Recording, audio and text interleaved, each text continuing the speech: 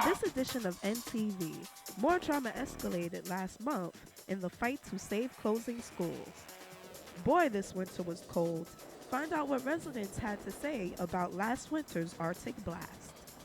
And cake shaped like perfume bottles. We'll introduce you to a special lady who makes these tasty treats right from home.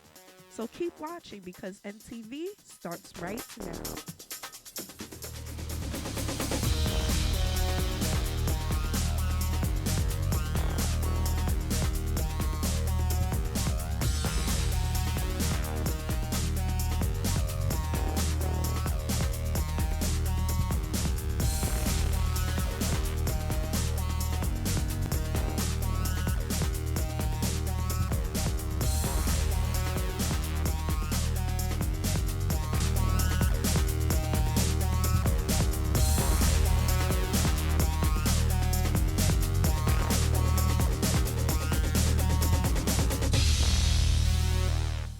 Welcome to another exciting episode of NTV, the program that provides you with news and information on what's going on in your own backyard. I'm your host, Nicole Ashley. On our last episode of NTV, we gave you an extended look at the school closing situation and how this will affect your children. Well, we'd like to conclude that episode with a final policy discussion meeting that was held at Brooklyn Tech last month.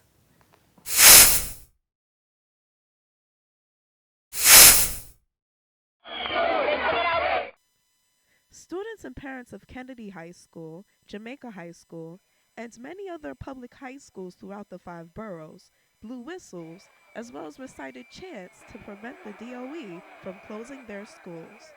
School Chancellor Kathy Black, who was also in attendance, was accompanied by several politicians and elected officials. They had a lot to say about the 12 schools that the DOE planned to shut down. Jamaica High School isn't performing. But meanwhile, you have 3 specialized high schools in the building. I took a tour of those. It's interesting. Their lowest class size is 14. They have smart boards. They have computers. Go to the regular school, the class size is 34. The reality is that you knew that 571 and all of these schools were going to fail way back when, and you did nothing.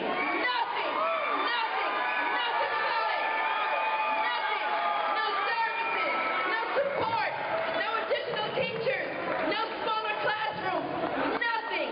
And the fact that you take credit for money I put into 571 is a slap in the face to my constituents. You know this is wrong. You know what you should do today, but you're going to kowtow to the mayor to keep your seat. Ms. Black, Sophie's choice is not a choice. All of these children should be saved. It's your job to try to make that happen, and you're not even trying. The majority of students and parents that showed up were low-income minorities. The Urban Youth Collaborative, who believes that closing struggling schools will not be the solution to creating more equitable and effective institutions, received recognition. The Urban Youth Collaborative.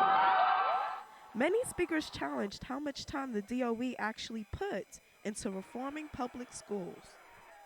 Hundreds of thousands of students are not performing at grade level in reading and in math. The high school graduation rate in many schools is less than 50%. But now that you're here, I wanted you to succeed because if you were successful, our children would be successful. But we're off to a terrible start. You're breaking my heart. We have a difficult situation that we're confronting here because you have an opportunity to turn around failed policies. I stand before you today to urge you and I ask you to stop and listen.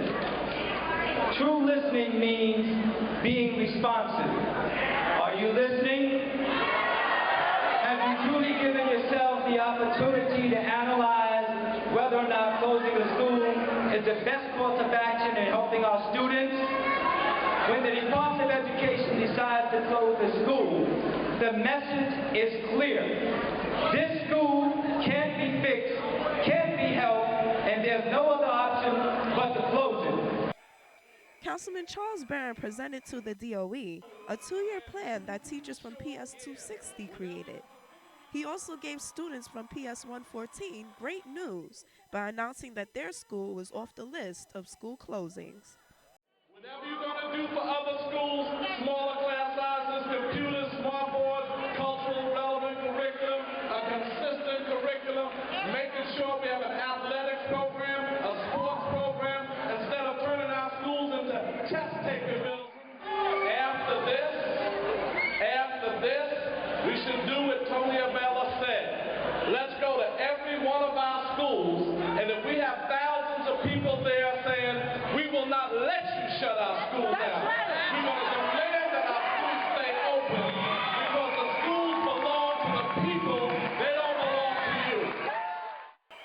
Michael Mulgrew, the successor to the teachers union president, Randy Weingarten, claimed that the DOE did not follow proper procedures in their mission to close down schools. There cannot be a legitimate process for anything unless there is a plan for schools to succeed first. The Department of Education does not even have a Department of Teaching and Learning, so I do not know how you can help any school to succeed.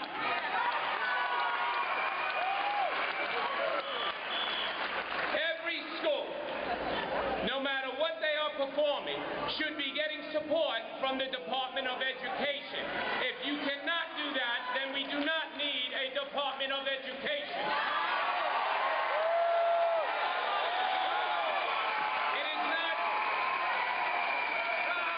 If you want to be the Department of Data, the Department of Legal Counsel, the Department of Accountability, you don't need to handle schools. Anybody else, go to private business, that's where you should be. One of the speakers even mentioned how disorganized the DOE was at one of the school closing meetings held at Kennedy High School's campus. The meeting that day took place at 6:30 p.m. on a Friday night. She signaled that this was a major disrespect towards parents, teachers, and students. She also claimed that this attitude must change. Although the DOE did, at the Senator's request, send representatives to a recent Parents Association meeting, the last week of hearings, including a joint hearing at the school on a Friday evening with no notice, despite the Senator's repeated requests for same, and Tuesday's 7-hour marathon, demonstrate that these hearings come too late to ensure meaningful public participation in the planning process. It's no secret that JFK has consistently underperformed in recent years. Following a recent reorganization, many of the district's best students went to one of several smaller schools within the building, while the neediest students continued to enroll at JFK without the additional resources they needed to thrive. While graduation rates improved, this result was not uniform. As Deputy Chancellor Mark Sternberg stated at last week's public hearing, you can and must do better.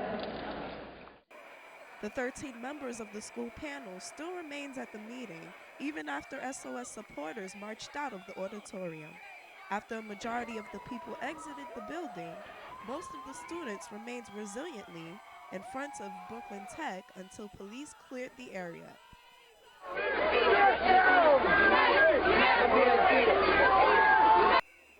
As a final decision, the DOE approved the closure of 12 high schools.